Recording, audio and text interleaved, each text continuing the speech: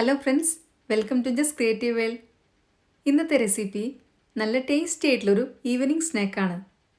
ഇതിൻ്റെ പ്രത്യേകത ഈസി ആയിട്ട് നമുക്ക് ഉണ്ടാക്കാനും പറ്റും. കാണുന്ന പോലെ തന്നെ പുറംഭാഗം നല്ല ക്രിസ്പി ആയിട്ടുള്ളൊരു സ്നാക്കും കൂടിയാണ്. ഒരുപാട് ചേരുവകളൊന്നും ഇല്ല അതിനകത്ത്. ബ്രെഡും പഴവും ഉണ്ടെങ്കിൽ ഈസി ആയിട്ട് നമ്മൾക്ക് ഉണ്ടാക്കിയെടുക്കാൻ പറ്റും.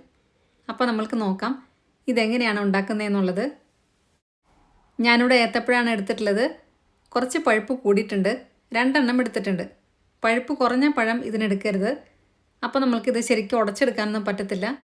അതുകൊണ്ട് പഴുപ്പ് കൂടിയാലേ ആ പഴം എടുക്കുകയാണ് ഏറ്റവും നല്ലത്. ഇനി വേറൊരു പാൻ അടുപ്പത്ത് വെച്ച് 1 ടേബിൾ സ്പൂൺ നെയ്യ് ഒഴിച്ചു കൊടുക്കുന്നുണ്ട്. നെയ്യ് ചൂടായി കഴിയുമ്പം അതിനകത്തോട്ട് 1 ടേബിൾ സ്പൂൺ അണ്ടിപ്പരിപ്പ് പൊട്ടിച്ചതാണ് ഇട്ട് കൊടുക്കുന്നത്. ചെറുതായിട്ടൊന്ന് ഫ്രൈ ആക്കി എടുക്കുക. അതിനുശേഷം അതിനകത്തോട്ട് 1 ടേബിൾ സ്പൂൺ ഉണക്കമുന്തിരിയും കൂടി ഇട്ട് കൊടുക്കുന്നുണ്ട്. അതും കൂടെ ഒന്ന് ഫ്രൈ ആക്കി എടുക്കുക. അണ്ടിപ്പരിപ്പ് പകുതി ഫ്രൈ ആക്കിയതിന് ശേഷം ഉണക്കമുന്തിരി ഇട്ട് കൊടുത്താൽ മതി. ഇപ്പം മുന്തിരിയൊക്കെ നല്ലപോലെ വീർത്ത് വരുന്നുണ്ട്. ഇതും പാകമായിട്ടുണ്ട്. ഇനി ഇത് നമ്മൾക്ക് സൈഡിലോട്ടൊന്ന് മാറ്റി വയ്ക്കാം. അതിനുശേഷം ഇതിനകത്തോട്ട് ഇനി പഴം അരിഞ്ഞതാണ് ഇട്ട് കൊടുക്കേണ്ടത്. നമ്മൾ നേരത്തെ എടുത്തു വെച്ച പഴം ചെറുതാക്കി അരിയുക. അത് വേണം ഇനി ഇട്ട് കൊടുക്കാനായിട്ട്. പഴം നമ്മൾക്ക് നല്ലപോലെ ഉടച്ചെടുക്കാനുള്ളതാണ്. അതുകൊണ്ട് എങ്ങനെ അരിഞ്ഞാലും കുഴപ്പമില്ല. ചെറുതാക്കി അരിയുകയാണെങ്കിൽ നമ്മൾക്ക് ഉടയ്ക്കാനായിട്ട് കുറച്ചും കൂടെ എളുപ്പമായിരിക്കും. ഇനി ഇതും കൂടെ ഇട്ട് കൊടുത്ത് കുറച്ച് നേരം ഒന്ന് വഴറ്റി കൊടുക്കുക. അതിനുശേഷം ആ സ്പൂൺ വെച്ച് തന്നെ നല്ലപോലെ ഒന്ന് ഉടച്ചെടുക്കുക. ഇപ്പം ഞാനിതിവിടെ നല്ലപോലെ ഉടച്ചെടുത്തിട്ടുണ്ട്. ഈ ഒരു പാകത്തിൽ വേണം നമ്മൾക്ക് കിട്ടാനായിട്ട്. ഇനി ഇതിനകത്തോട്ട് കുറച്ചും കൂടെ കാര്യങ്ങൾ ഇട്ട് കൊടുക്കാനുണ്ട്. ആദ്യമേ തന്നെ ശർക്കര നീരാണ് ഒഴിച്ചു കൊടുക്കുന്നത്. 1/2 കപ്പ് ശർക്കര നീര് ഒഴിച്ചു കൊടുക്കുന്നുണ്ട്. ശർക്കര ഉരുക്കിയതില്ലെങ്കിൽ ശർക്കരയുടെ പൊടിയായാലും മതി. നമ്മൾക്കിപ്പം ശർക്കരയുടെ പൊടിയൊക്കെ വാങ്ങിക്കാൻ കിട്ടാറുണ്ട്. കല്ലൊന്നും ഇല്ലാത്ത നല്ല പൊടി വാങ്ങിക്കാൻ കിട്ടാറുണ്ട്. അത് 1/2 കപ്പ് ഇട്ട് കൊടുത്താലും മതി. അതല്ല എങ്കിൽ പഞ്ചസാര വേണമെങ്കിലും ഇട്ട് കൊടുക്കാം. ഇനി ഇട്ട് കൊടുക്കുന്നത് തേങ്ങ ചിരവിയതാണ്. 1 കപ്പ് തേങ്ങ ചിരവിയതാണ് ഇട്ട് കൊടുത്തിട്ടുള്ളത്. അതും കൂടി ഇട്ട് കൊടുത്തതിന് ശേഷം എല്ലാം കൂടെ നന്നായിട്ടൊന്ന് ഇളക്കി കൊടുക്കുക. ഇതിനകത്ത് ശർക്കര നീരെല്ലാം നന്നായിട്ട് വറ്റി വരണം. ഈ സമയത്ത് മധുരം നോക്കാം. മധുരം കുറവാണെന്നുണ്ടെങ്കിൽ കുറച്ചും കൂടെ ശർക്കര നീര് ഒഴിച്ചു കൊടുക്കാം. നല്ല മധുരമുള്ള പഴമാണെങ്കിൽ കുറച്ച് ശർക്കര നീര് ഒഴിച്ചു കൊടുത്താൽ മതി. ഇനി നമ്മൾ നേരത്തെ ഫ്രൈ ചെയ്ത് മാറ്റി വെച്ച നട്ട്സും ഉണക്കമുന്തിരിയും കൂടിയാണ് ഇട്ട് കൊടുക്കുന്നത്. അതും കൂടി ഇട്ട് കൊടുത്തതിന് ശേഷം എല്ലാം കൂടെ നന്നായിട്ടൊന്ന് വഴറ്റിയെടുക്കുക. ഒരുപാട് ഫ്രൈ ഒന്നും ആക്കേണ്ട ആവശ്യമില്ല. ഇത് പെട്ടെന്ന് തന്നെ ഇതിൻ്റെ വെള്ളമൊക്കെ വറ്റി കിട്ടും. ഇപ്പം എല്ലാം കൂടെ നല്ലപോലെ വഴന്നു വന്നിട്ടുണ്ട്. ഇനി നമ്മൾക്ക് ഗ്യാസ് ഓഫ് ചെയ്യാം. ഇനി ഇത് സൈഡിലോട്ടൊന്ന് മാറ്റി വയ്ക്കാം. കുറച്ചൊന്ന് ചൂടാറിയതിന് ശേഷം നമ്മൾക്ക് ചെറിയ ഉരുളകളാക്കിയിട്ട് ഉരുട്ടിയെടുക്കണം. ഇനി വേണ്ടത് ബ്രെഡാണ്. ഞാനിവിടെ എടുത്തിട്ടുള്ളത് ഹോൾ മീൽ ബ്രെഡാണ്. നിങ്ങൾക്ക് വേണമെന്നുണ്ടെങ്കിൽ വൈറ്റ് ബ്രെഡ് ആയാലും എടുക്കാം, കുഴപ്പമൊന്നുമില്ല. ഇനി ഇതിൻ്റെ സൈഡെല്ലാം ഒന്ന് കട്ട് ചെയ്ത് മാറ്റുന്നുണ്ട്. സൈഡ് നമ്മൾക്ക് ആവശ്യമുണ്ട്. അത് മിക്സിക്കകത്തിട്ട് ഒന്ന് പൊടിച്ചെടുക്കാനുണ്ട്.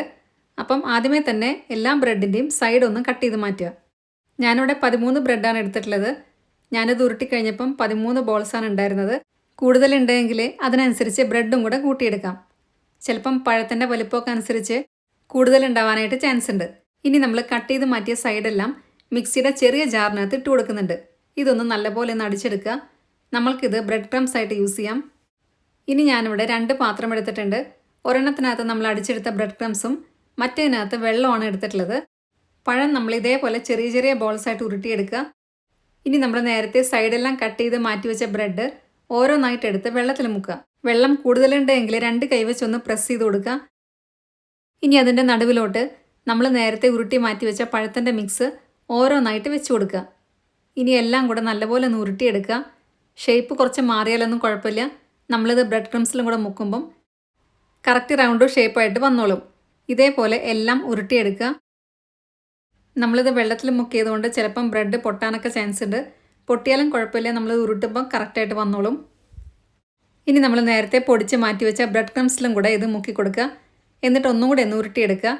അപ്പം നല്ല കറക്റ്റ് ഷേപ്പായിട്ട് വന്നോളും. ഇതേപോലെ എല്ലാം ഉരുട്ടിയെടുക്കുക. നമ്മളിത് ഉരുട്ടിയെടുക്കാൻ തുടങ്ങുമ്പോൾ തന്നെ ഞാനിവിടെ എണ്ണ അടുപ്പത്ത് വെച്ചിട്ടുണ്ട്. ഈ ഒരു അളവിൽ നമ്മൾക്ക് 12ഓ 13ഓ എണ്ണ ആയിരിക്കും കിട്ടുക. പഴത്തിൻ്റെ വലിപ്പം അനുസരിച്ച് ചിലപ്പോൾ അങ്ങോട്ടോ ഇങ്ങോട്ടോ ചെറിയൊരു ചേഞ്ചസ് വരും. നമ്മൾ എണ്ണ അടുപ്പത്ത് വെച്ചത് ചൂടായി വന്നിട്ടുണ്ട്.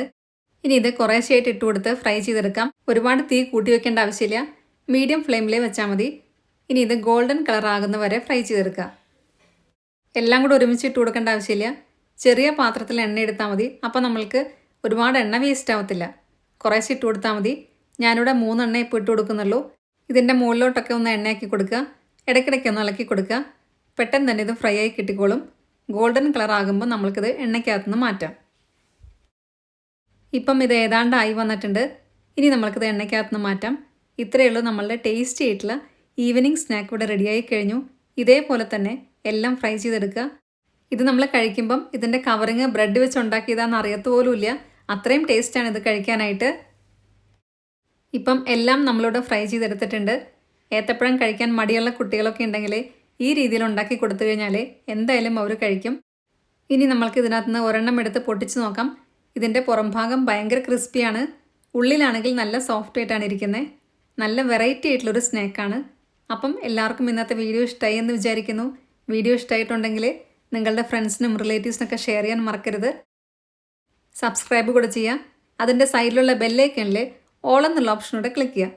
അപ്പം നെക്സ്റ്റ് ടൈം ഞാൻ വീഡിയോ ഇടുമ്പോൾ പെട്ടെന്ന് തന്നെ നിങ്ങൾക്ക് നോട്ടിഫിക്കേഷൻ വരുന്നതായിരിക്കും. ഇതുണ്ടാക്കി നോക്കിയതിന് ശേഷം നിങ്ങളുടെ ഫീഡ്ബാക്സ് എല്ലാം കമൻസിലൂടെ അറിയിക്കാൻ മറക്കരുത്. നല്ലൊരു വീഡിയോ ആയിട്ട് വീണ്ടും കാണാം. താങ്ക്